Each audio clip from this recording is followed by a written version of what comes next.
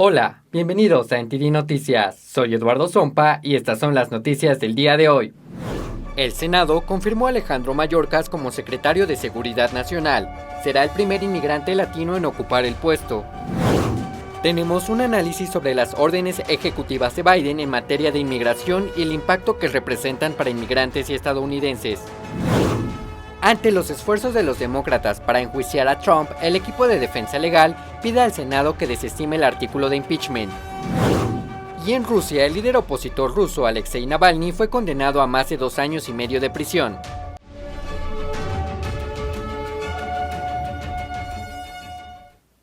El Senado confirmó a Alejandro Mayorkas como secretario de Seguridad Nacional. Mayorkas fue confirmado con el margen más estrecho de todos los elegidos del gabinete de Biden. Vamos a la información.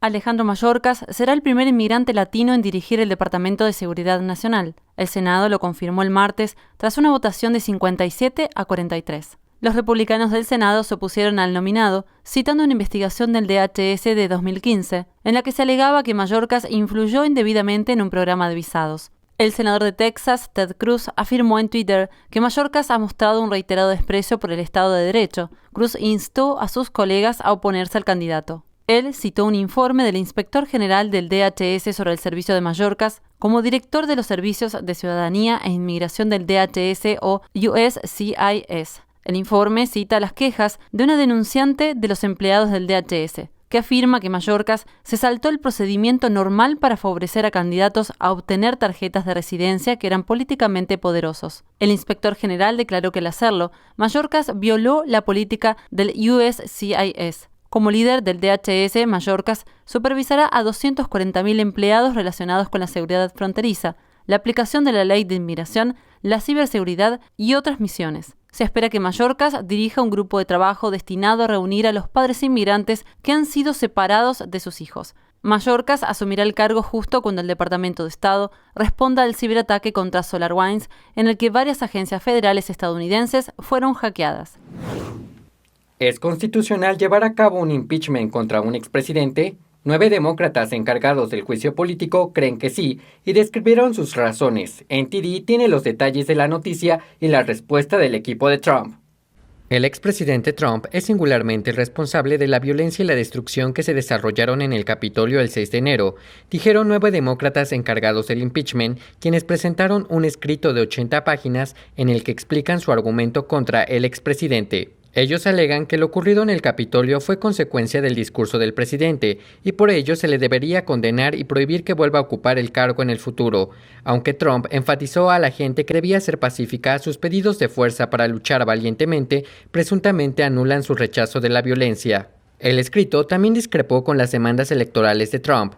Los encargados del impeachment dicen que es una cuestión de texto y estructura constitucional por no mencionar el sentido común de que ellos sí pueden acusar a un exfuncionario. Pero la constitucionalidad de este impeachment no está clara. Ahora que el presidente Trump ya no está en el cargo, él es un ciudadano privado. La Constitución establece un proceso para acusar y condenar a un presidente. Sin embargo, no menciona nada sobre un expresidente. Esta es parte de la razón por la que el equipo de defensa de Trump argumenta que el juicio es inconstitucional y debería desestimarse. Los abogados Bruce Castor y David Schoen afirman que el Senado carece de jurisdicción y que Trump no puede ser destituido de su cargo porque no ocupa ningún cargo. Ellos también afirman que las declaraciones de Trump sobre las elecciones y su integridad son un discurso protegido por la primera enmienda, pero que él tampoco fue responsable de incitar la violencia. Castor y Schoen piden al Senado que desestime el artículo del impeachment como debatible o que absuelva al presidente. Después de ocupar el cargo de director de Amazon durante 25 años, el fundador y CEO Jeff Bezos dejará el cargo. La transición ocurrirá en el tercer trimestre del 2021 cuando Bezos deje su cargo actual y asuma el cargo de presidente ejecutivo del consejo de la compañía. Será reemplazado por el actual director de Amazon Web Services, Andy Jassy. Bezos dijo en un comunicado de prensa que ahora mismo ve a Amazon en su momento más inventivo, lo que lo convierte en un momento óptimo para esta transición.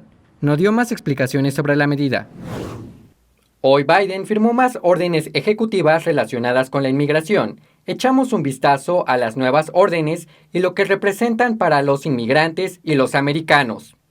Las nuevas órdenes ejecutivas de Biden sobre inmigración apuntan a un par de cosas. En primer lugar, crear un grupo de trabajo para reunificar a las familias y revisar el programa de protocolos de protección a migrantes. Otra acción relevante es que Biden anuló un memorándum del presidente Trump que requería que los patrocinadores familiares reembolsaran al gobierno si los familiares recibieran ayuda social. Hay mucho que repasar, así que empecemos por el principio. Una de las órdenes de Biden revocará la orden de la administración Trump que pretendía justificar la separación de los niños de sus padres. La forma en que está redactado sugiere que la política de Trump es la responsable de separar familias, pero el contexto es más amplio. Antes de que Trump asumiera el cargo, un juez dictaminó que los niños no podían ser retenidos en centros de detención. Esto provocó que muchos migrantes creyeran que si llegaban como familia, se les dejaría entrar en Estados Unidos. Ya sea una familia de verdad o que se hagan pasar por una, si pueden engañar a la patrulla fronteriza sobre, ya sabes, la relación familiar, los liberan en el país. Eso es lo que buscaban. Y estos son migrantes económicos y encontraron el camino más fácil y de menor resistencia para que los dejaran entrar al país. Eso fue alrededor de 2015. Luego, cuando Trump llegó al poder, básicamente tuvo dos opciones: o dejar entrar a familias enteras a Estados Unidos o detener solo a los padres y liberar a los niños. Trump eligió esto último, lo que provocó la reacción de los críticos. Pero veamos lo que ha sucedido cuando a algunas familias se les ofreció reunirse. Lo que no se ha informado en los últimos años, y creo que la actual administración pronto se dará cuenta, es que en algunos casos el patrocinador o el padre ha sido identificado por el gobierno, y el padre o el patrocinador no quería volver con el niño. Además, la administración Biden está eliminando el requisito del presidente Trump de que los patrocinadores de la familia reembolsen al gobierno si los inmigrantes reciben beneficios públicos. Básicamente, si un inmigrante necesita apoyo financiero, un patrocinador tiene que firmar un contrato con Estados Unidos diciendo que van a mantener al inmigrante hasta que pueda cuidar de sí mismo. Si el inmigrante recibe ayuda social, el patrocinador debe devolver el dinero a Estados Unidos. Esto es para garantizar que los inmigrantes puedan mantenerse a sí mismos al llegar a Estados Unidos, pero esto no es simplemente una política de Trump. Es una ley. No se puede reescribir la ley con una ficha técnica o una orden ejecutiva. Y la sección 213 de la Ley de Inmigración requiere literalmente el llamado reembolso del patrocinador. Así que tengo curiosidad de ver, 1, si la orden ejecutiva indica que no se cumpla la ley, y 2, si la respuesta es sí, ¿alguien en la prensa los criticará y les exigirá que rindan cuentas por violar descaradamente la ley? Otra política que la administración Biden está implementando con estas órdenes ejecutivas es revisar el programa de protocolos de protección a migrantes. Este es un programa que en esencia hace que los solicitantes de asilo esperen en sus países de origen mientras se procesan sus solicitudes. Ahora la administración Biden ya ha suspendido la inscripción de personas en este programa, pero no lo ha eliminado completamente. Algunos han advertido que si lo suspende, podría haber otra crisis en la frontera, pero por ahora tendremos que ver si continúa este programa o se deshace completamente de él. El presidente Biden dice que planea revertir el recorte masivo de gastos que propuso Trump. Hablamos con un experto en finanzas de las recientes medidas presupuestarias de la nueva administración. El domingo el presidente Biden anunció que revertiría los recortes de gastos propuestos por el entonces presidente Trump. Biden le dijo a Pelosi, presidenta de la Cámara, que retirará 73 propuestas por valor de más de $27 mil millones. El experto en finanzas George C. dice que esto es lo que Biden dijo que haría. Esto no es sorprendente. Iban a aumentar el gasto y a subir los impuestos. Esto está sacado del manual. Trump reveló el 14 de enero su recorte de gastos a la ley de financiación de $2.3 billones para reducir el gasto en áreas que consideraban un despilfarro. Esta reducción del gasto habría afectado a programas como Peace Corps, la Comisión de Bellas Artes y el Fondo Nacional para las Artes y Humanidades. Sí, compara la situación con comer el postre en cada comida y esperar que eso no te afecte. La extrema izquierda del Partido Demócrata piensa que no existe el gasto excesivo de dinero. Esa es su respuesta a todo. Al final eso te acaba pasando factura. Y Biden presentó un plan de alivio por la pandemia de casi $2 billones que se suma al paquete de ayuda de $4 billones aprobado por el Congreso al comienzo de la pandemia el año pasado, el mayor paquete de rescate de la historia de Estados Unidos. Aunque los republicanos del Senado presentaron una contrapropuesta más reducida de $618 mil millones con la esperanza de llegar a un acuerdo. Sí, dice que el paquete de Biden no solo muestra los valores progresistas filtrándose en las decisiones financieras, sino que ejerce músculo político. Básicamente, se están dirigiendo a todos los votantes demócratas más allá de lo que el sentido común aconsejaría ahora mismo. Es una especie de enfoque embarullado. Luchemos no solo contra la pandemia y hagamos lo correcto. Tengamos también contentos a todos nuestros electores para poder ganar dentro de 2 y 4 años. Sí, dice que ambos partidos políticos son propensos a hacer esto. Sí, señala que el tipo de interés que utiliza el gobierno de Estados Unidos para pedir dinero prestado es bajo y eso es casi como conseguir dinero gratis, pero advierte del impacto a largo plazo y dice que puede que no seamos capaces de atender a nuestra deuda y financiar al gobierno. Dice que si los estadounidenses ahorran dinero, limitan los préstamos y viven dentro de sus posibilidades, podrán capear la tormenta. Una grabación recién publicada muestra al CEO de Facebook elogiando a la nueva administración Biden. El video muestra reuniones internas de la empresa y fue publicado por Project Veritas. En un video filtrado, el CEO de Facebook, Mark Zuckerberg, elogió las órdenes ejecutivas del presidente Biden, muchas de las cuales revirtieron las acciones anteriores de Trump. In his first day, President Biden already issued a number of executive orders on areas that we as a company really care quite deeply about and have for some time. In areas like immigration, preserving DACA, and ending restrictions on travel from Muslim-majority countries. También mencionó las acciones de Biden sobre el clima y el avance de la justicia y la igualdad racial. En la misma reunión, el director de Asuntos Globales dijo que han habido muchas críticas en todo el mundo por la decisión de Facebook de bloquear a Trump en la red social. Ideally, we wouldn't be taking these decisions on our own. We would be taking these decisions in line with and in conformity with democratically agreed rules and principles. And at the moment, those democratically agreed rules don't exist. We still have to take decisions in real time. El vicepresidente de Derechos Civiles de la empresa sugirió que todos sus productos tengan en cuenta los derechos civiles. I wonder whether or not we can use Oculus to help a white police officer understand what it feels like to be a young black man who's stopped and searched and arrested by the police. And I want every major decision to run through a civil rights lens. En otro video grabado a principios de enero, el vicepresidente de Integridad describió cómo Facebook puede apuntar al discurso que considera peligroso. We have a system that is able to freeze commenting on threads in cases where our systems are detecting that there may be a thread that has hate speech or violence sort of in the comments. These are all things we've built over the past 3-4 years as part of our investments into the integrity space. Nos pusimos en contacto con Facebook para que nos diera su opinión, pero no respondió antes de esta emisión. La organización sin ánimo de lucro Project Veritas afirma que la persona que filtró los videos sigue trabajando en Facebook. La secretaria del Tesoro, Janet Yellen, afirma que el aumento del salario mínimo a $15 tendría un impacto mínimo en el empleo. En NTD hablamos con un experto en economía, quien dice que tendría un impacto desigual en los puestos de trabajo y en los costos de las empresas. Veamos los detalles. El experto en economía, Paul Kupiec, afirma que el aumento del salario mínimo nacional a $15 tendrá un impacto en los costos de las empresas y del empleo, al menos en algunas partes del país. Él recopiló datos estatales sobre los salarios para saber cómo podría afectar el aumento a cada estado. Los estados con una puntuación superior a 1 serían los más afectados. Janet Yellen estuvo hablando con ella, dejó su papel de economista y tomó el de político cuando dijo que los salarios mínimos no tendrían ningún impacto, y eso me llamó la atención, ya que yo quería decir, bueno, sí que van a tener un impacto en alguna parte. Kupiec afirma que una de las consecuencias del aumento del salario mínimo federal podría ser que las empresas busquen mano de obra más barata en otros países. Así que las empresas van a sustituir. Cuando los precios suben, tratan de sustituir el insumo más caro y de alguna manera hacer que todavía funcione. Así que no tienen que subir sus precios. Quiero decir, el mayor ejemplo de esto es que si se eleva el costo interno de la mano de obra, las empresas a menudo van al extranjero y contratan mano de obra barata en el extranjero. Dice que los estados republicanos se verán más afectados que los demócratas y que la introducción de un salario mínimo federal de $15 traslada el costo de la mano de obra de los estados azules a los rojos.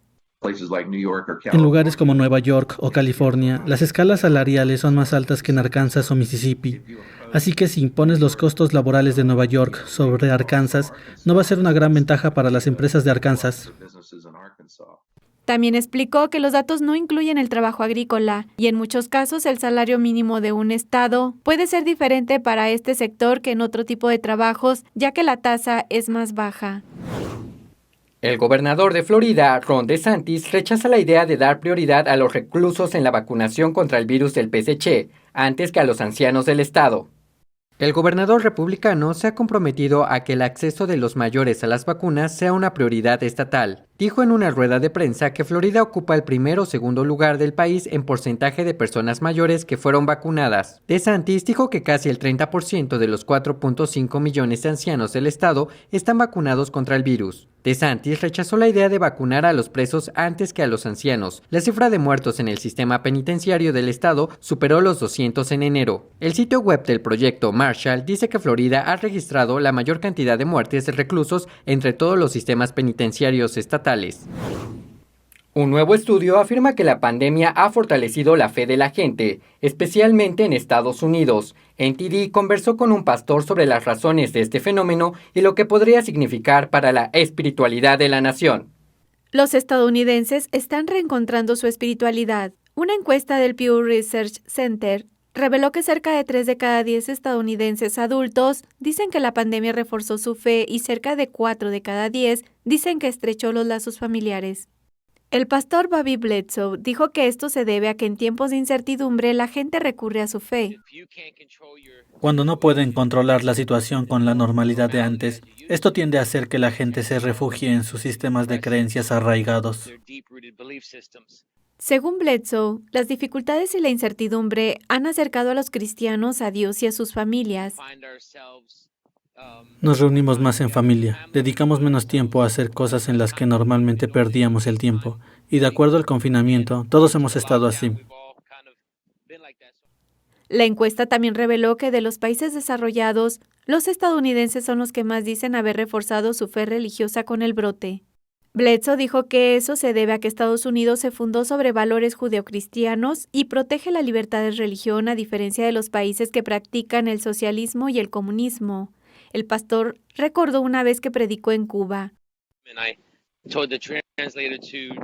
Le dije al traductor que tradujera lo que estaba diciendo sobre el dictador y no quiso traducirlo. Y el traductor me dijo, no puedo decir eso porque el gobierno tiene espías en la iglesia y a ti te deportarán y yo iré a la cárcel. No se permite hablar de nuestro presidente, de nuestro líder. Algunos dicen que la fe durante la pandemia produjo resultados tanto positivos como negativos. Independientemente de ello, Bledsoe dijo que todos tenemos una conexión muy arraigada con un poder superior. El pastor cree que la iglesia está expuesta a la persecución por desafiar las regulaciones del gobierno, pero que también vivirá su mejor momento. Creo que tal vez la iglesia del hombre está en problemas, pero la iglesia de Dios no.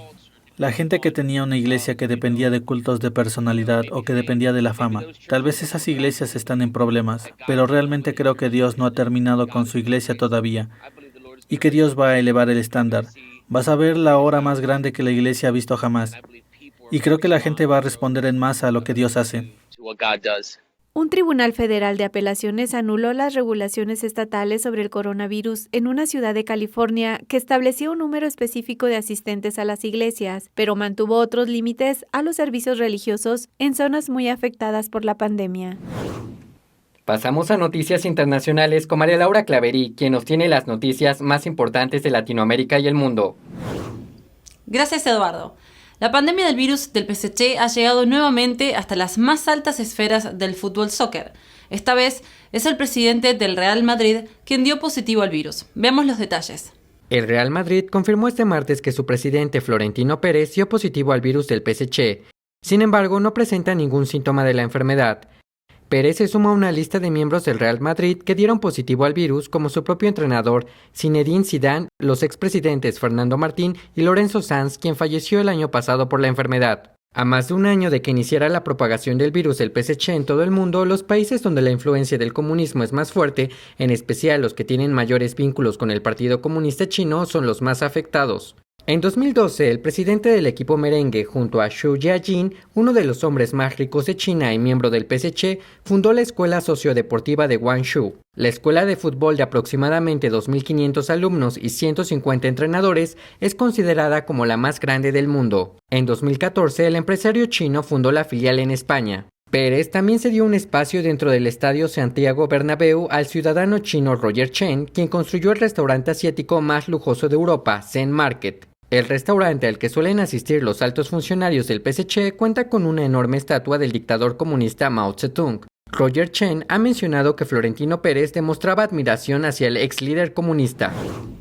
Vamos a conocer las últimas actualizaciones sobre el virus del PSC alrededor del mundo. En Estados Unidos, el representante Thomas Massie instó a los Centros de Control de Enfermedades a aclarar si la vacuna de Pfizer es efectiva en personas con una infección previa.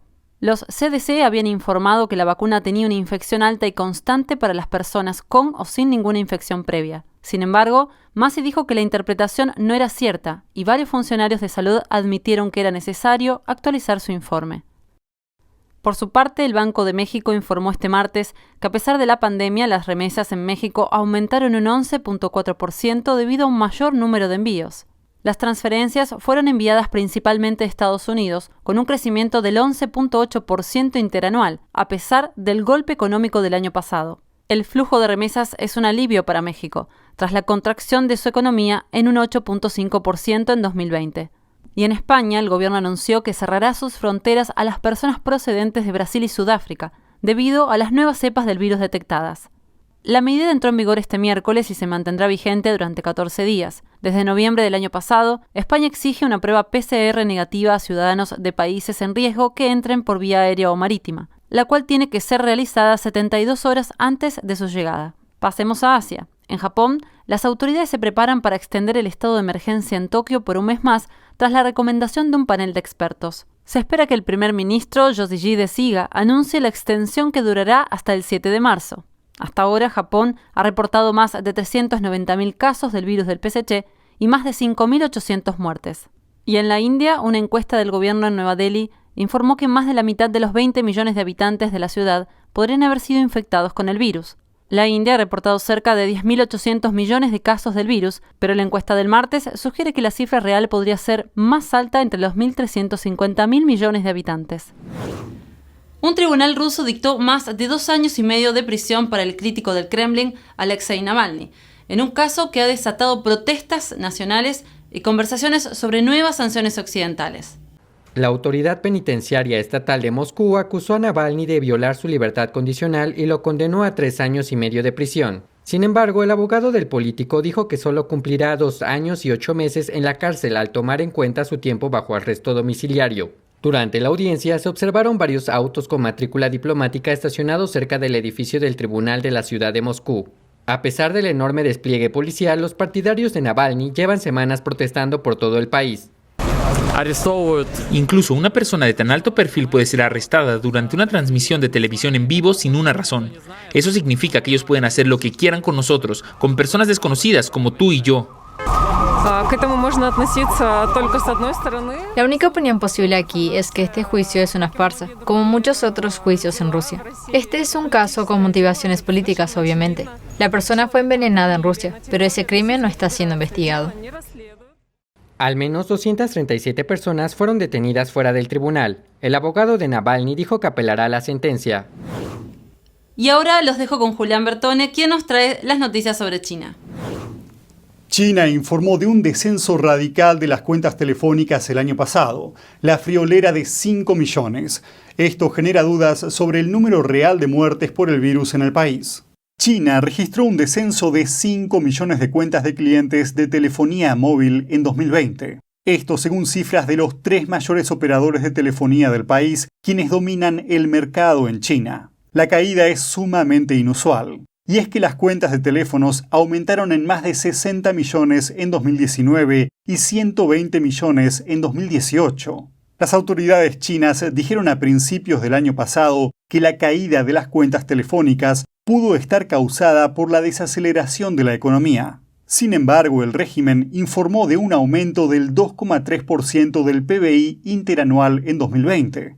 Las autoridades también afirmaron que algunos chinos tienen varias cuentas de teléfono y es posible que algunos hayan cancelado sus segundas cuentas durante la pandemia. Pero en realidad, la demanda de teléfonos celulares aumentó desde principios del año pasado. Esto se debe a las políticas de control del virus del régimen, las cuales hicieron que los teléfonos móviles sean necesarios para casi todas las personas en China. Para ir a trabajar, tomar el transporte público o incluso comprar alimentos, los chinos tienen que mostrar un código de salud en sus teléfonos. En él se muestran los resultados de las pruebas para el virus y su historial de viajes. Esta política obligó a muchas personas mayores y niños a adquirir teléfonos. Entonces, ¿por qué disminuyó tanto el número de teléfonos a pesar de la creciente demanda? El brusco descenso puede estar indicando que hay muchas más muertes por el virus del PSC de las que admite el régimen chino. Muchos llevan largo tiempo cuestionando la cifra oficial notificada por el PSC. Con una población de más de 1.400 millones de habitantes, el país únicamente informó de menos de 5.000 muertes. Esta es una cifra sorprendentemente baja en comparación con otros países. Italia, por ejemplo, tiene una proporción similar de personas mayores con respecto a China y un sistema sanitario más avanzado. Pero la mortalidad de Italia por cada 100.000 habitantes es 400 veces mayor que la de China. Las autoridades chinas publicaron un aviso de viaje aparentemente contradictorio. Muchos se preguntan cómo se verán afectadas las próximas celebraciones del Año Nuevo Lunar.